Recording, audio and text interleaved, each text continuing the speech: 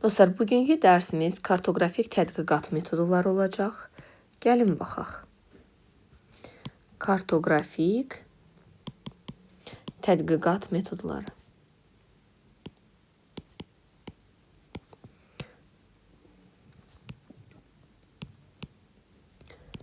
Ümumiyyətlə, coğrafi xəritələrdən məlumat əldə etməkdən ötürü kartoqrafik tədqiqat metodlarından istifadə olunur. Kartoqrafik tədqiqat metodlarının özləri də 3 yerə bölünəcəkdir. Vizual təhlil, kartometrik təhlil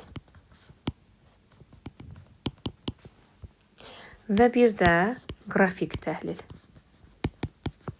Deməli, kartoqrafik tədqiqat metodları 3 yerə bölündü. Metodlar 3 yerə bölündü. Vizual, kartometrik və qrafik təhlil olaraq 3 yerə bölünəcək. Birincisi biz başlayacağıq ilk öncə vizual təhlildən. Məsələn, xəritələrdən ərazinin relyefi, iqlimi, çay şəbəkələri, bitki heyvanat aləminin müxtəlifliyi, əhalinin yerləşməsi, nəqliyyat magistral və s. haqqında məlumat əldə etmək üçün məhz biz vizual təhlildən istifadə edəcəyik. Vizual təhlildə, yəni təhlil zamanı xəritələrdə obyekt, hadisə və proseslərin kəmiyyət və bəzi keyfiyyət göstəricilərində oxumaq mümkün olacaqdır. Gəlin indi vizual təhlilin aparılma ardıcıllığını qeyd edək. Hələ ki vizualdan danışırıq. Qeyd edirəm. Vizual təhlilin aparılma ardıcıllığı 1, 2 və 3, 4. 4 mərhələdə aparılacaq vizual təhlil. Vizual təhlil aparılarkən ilk öncə ərazinin riyazi əsası təyin olunacaq. Riyazi əsas. Riyazi əsasın təyin edilməsi o deməkdir ki, yəni ərazinin miqyasını ya da coğrafi koordinatını təyin etmək lazımdır. Yəni, riyazi əsası təyin etməkdən ötürü ərazinin miqyas və coğrafi koordinatını təyin eləməliyik. Yəni, bu da bizim vizual təhlilimizin ilk aşaması olacaq. Məsələn, bizə tutaq ki, hər hansı bir ərazinin xəritəsi verilibdir. Bu xəritə olsun tutaq ki, Quba-Xaçmaz iqtisadi rayonunun xəritəsi. Bilirik ki, o fiziki xəritədə, daha sonra iqtisadi rayon yox da fiziki xəritəsinə baxsaq, görərik ki, fiziki xəritədə yaşıl tonla hansı ərazilər təsvir olunur? Düzənliklər, aşağı yerlər, məsələn, Samur Dəvəç tərəf yaşıl tonlarda, daha sonra yuxarıya qalxdıqca Qusar Maili düzənliyi tərəf sarı tonlarda və daha yuxarıya qalxdıqca isə relyefin hündürlüyü artdıqca daha tünd rənglərdə, tünd qəhvəyi tonlarda təsvir vardır. Burada Samur Dəvəç ovalığı yerləşdi. Aşağı hissədə Samur Dəvəç ovalığı. Daha sonra Qusar Maili düzənliyi. Daha sonra isə böyük dağlar. Məsələn, biz buraya hündür dağların hamısını, əksəriyyətini aid eləyə bilərik. Böyük Qafqazın cənub-şərq hissəsində olan dağları qeyd eləyə bilərik. Yəni, rəng tonlaması əsasında biz bu xəritəni oxuya bilirik. Deyirik ki, Samur Dəvəç ovalıqda niyə yaşıl rəngdədir? Qusar Maili düzənliyi ondan, yəni Samur Dəvəçdən hündürlüyünə görə fərqlənir. Daha yuxarıya qalxdıqca, məsələn, yan silsiləni, Bazardüzü zirvəsini falan görəcəyik. Deməli, burada relyef nə edəcək? Hündürləşmiş olacaq. Deməli, ikinci aşamada biz burada təsvir etmə üsulunu seçməliyik.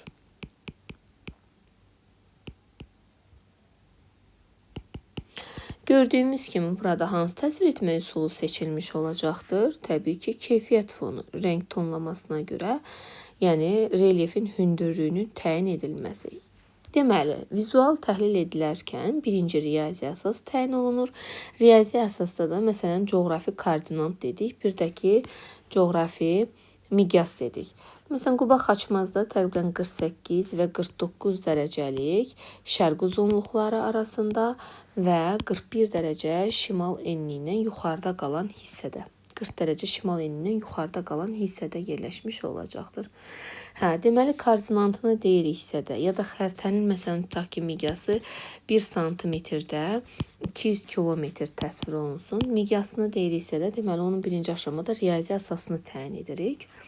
İkincidə hansı təsvir etmə üsulundan istifadə olunur? Bu da keyfiyyət fonundan istifadə edilmiş olacaq. 3. Ərazinin ümumi səciyyəsini veririk. Ümumi səciyyə. Yəni, ümumi səciyyə o deməkdir ki, yəni ərazi haqqında ümumi danışırıq. Məsələn, deyirik ki, Xəzər sahili mövqeyi vardır. Çünki bu tərəfi Xəzər dənizidir. Xəzər dənizi.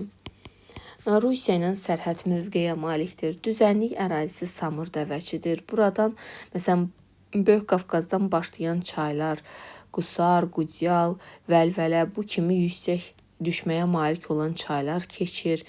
Onların mənsəbi Xəzər dənizidir. Qərbə getdikcə relyefi hündürləşir. Hündür dağlara rast gəlinir. Deməli, ümumi səciyyə veririk. Ümumi bu haqda danışırıq. Vizual təhlildə ən sonda isə nəticəyə gəlirik. Nəticədə isə deyirik ki, relyefində düzənliklər olsa da, əsasən dağlıq relyef üstünlük təşkil edir. Yəni, sonda bir nəticə çıxarmış olacaq. Deməli, vizual təhlilin ardıcılığı riyazi əsas təyin olundu, təsvir etmə üsulu seçildi, ümumi səciyyə verildi və sonda nəticə çıxarılmış oldu. Vizual təhlillə bitdi. Keçək indi kartometrik təhlil ikinci. İndi gəlin bunu kartometrik təhlil üçün buranı təmizləyək. Vizual təhlilin ardıcıllığı idi. Bu sildik bunu. İndi keçək kartometrik təhlilə. Baxın, kartometrikin adında elə ifadənin özü gizlidir. Karto və metr. Yəni, xəritədə ölçmə, biçmə işlərinin hamısı kartometrik təhlil olacaq. Məsələn, coğrafi koordinatın təyin olunması, uzunluqların, sahələrin hesablanması, azimutun, istiqamətin təyin olunması, dərəcə toru əsasında məsafənin ölçülməsi, miqyasın təyin olunması və yaxud da ki, koordinatın təyin olunması, yəni kəmiyyət göstəricilərinin təhlilinin hamısı kartometrik təhlilə aid olmuş olacaq. Kartometrik təhlilin özü də iki istiqamətdə aparıla bilər. Lokal və qlobal. Lokal odur ki, məsələn, ərazidəki bir çayın uzunluğunun ölçməsi lokal təhlildir. Amma ərazidəki, məsələn, çayların hamısının uzunluqlarının hesablanması isə qlobal təhlil olmuş olacaq. Gələk sonuncu, qrafik təhlil. Bunlar isə xəritələrdə əsasən qrafiklər qururlar və onun əsasında tədqiqatlar aparırlar. Topluda elə ilk dərsdə demək olar çoxlu qrafik təhlillər var. İlk 151 dənə tapşırıq olanda indi onun üzərində deyəcəyik. Qrafikin qurulmasında məsələn bizə relyefin profilin qurulması lazım gəlmiş olacaq. Yəni qrafik təhlildə əsasən profilin təhlili olmuş olacaq. Profil isə ərazinin şaquli enkəsiyi hesab olunmuş olacaq. Yəni bir ərazinin yandan görünüşü, şaquli enkəsikdən baxışı profil hesab olunacaq və profil qrafik təhlilin içərisindədir. Gəlin indi biz toplunun üzərindən buna misal çəkək, baxaq. Məsələn, baxın burada qrafiklər var. Baxın bu qrafik məsələn. Görürsünüzmü? Burada bir horizontallarla relyef təsvir olunubdur. Horizontallarla relyef təsvir olunub. Görürsünüzmü? Burada horizontallar sıx keçir. Deməli, horizontallar arasında məsafə azdır. Daha sonra gedir horizontallar bir-birlərindən aralanır. Deməli, burada artıq horizontallar arasında məsafə çoxalır, amma meyillilik azalır. Burada isə horizontallar arasındakı məsafə azdır, amma meyillilik çoxdur mənasına gəlir. Bizə deyir ki, A və B xətləri üzərində relyefin profilini müəyyən elə 2,5 metr bizim kəsmə yüksəkliyimizdir. Lap yaxşı. İndi gəlin baxaq görək. Baxın. A-dan B-yə doğru biz profili qurmalıyıq. Düzdür? A-dan B-yə doğru biz profil xəttini qurmalıyıq. Fikir verirəm ki, baxın burada horizontalın üzərində bizə nə yazdı? Bax, burada bizə işarə var. Bir dənə 140, bir də burada 150. Bizə də kəsmə yüksəkliyini elə özü vermişdi, 2,5. Həqiqətən gəlin bir kəsmə yüksəkliyini özümüzdə hesab eləyək. Görək 2,5 alırıqmı? Neynəməliyik? 150-dən çıxmalıyıq 140-ı. Alırıq neçə? 10. Görək neçə ara var aramızda? 1, 2, 3, 4. Onu 4-ə böləndə neçə eləyir? 2,5. Bəli, deməli həqiqətən də kəsmə yüksəkliyimiz 2,5-dir. İndi başlayaq. Baxın, burada 140 verilibsə də artıq bu birisi horizontal 140-dan 2,5 qədər azdır. Yəni neçədir? 137,5-dir. Digəri, baxın bu. Yenə 2,5 137,5-dən az olmuş olacaq. Yəni 135-dir. Sonra bir də 2,5 çıxacaq. O da eləcək neçə? 132,5. A isə 132,5-dən biraz aşağıda yerləşmiş olacaqdır. Amma tam da 130-un üzərində olmayacaq. Baxın, görürəm A variantında bəli, tam 130-un üzərində deyil. Təqribən elə bizim dediyimiz rəqəm kimidir. Amma B-yə baxıram, B-də A-nı görün gətirib haraya qoyub? 160-a qoyub. Düzdür? Görürsünüz, burada 160-a qoyubdur. Avtomatik olaraq artıq görürəm ki, bu səhv olacaqdır. Bunu çıxıram varianta. Görürsünüzmü? Burada A. Bayaqlarım dedim ki, nəyin arasında olmalıdır A? 132,5 ilə 130-un arasında olmalıdır. Amma bu C-də görürsünüz, bu 150 ilə 160-ın arasındadır A. Deməli, C-də cavab deyil. Aha, D ola bilər, çünki 130-dan biraz yuxarıdır. Gəlin bir dənə bu baxaq, buradakı aya, bəli, bu Y də ola bilər. Çünki 132,5 ilə 130-un arasına düşür. Bizim cavablarımızdan hansılar getdi? B ilə C getdi. B ilə C getdi. İndi keçək, bəs nəyi təhlil etməliyik? Görürsünüz ki, A-dan başlayır, relief yuxarıya doğru qalxır, yuxarıya. Və orta relief sıxlaşır. Baxın, meyillilik çoxalır. Deməli, yamac neynəməlidir? Dikləşməlidir birdən. Baxıram ki, məsələn, burada yamac dikləşir, amma sonra təzədən enir. Bu olmayacaqdır. Yəni, bu cavab olmayacaq. Yəni, bir də burada əyilərək dikləşmə var. Amma biz görürük ki, yamac dimdik belə getməlidir. Deməli, A-da deyil cavabımız. D variantında isə heç yamac dikləşmir. Elə hamar qalır, sonradan dikləşir. Əksinə isə birinci dikləşib, sonra hamarlaşmalıdır.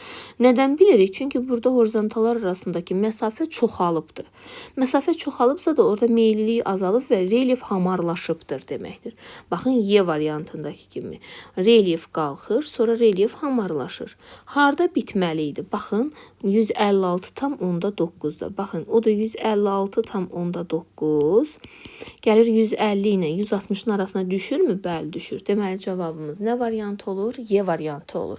Baxın, elə bu topludakı olan elə 109'dur, eynən 111'dir, 110, 112. Baxın, bu təhlillərin hamısı qrafik təhlil hesab olunmuş olacaqdır.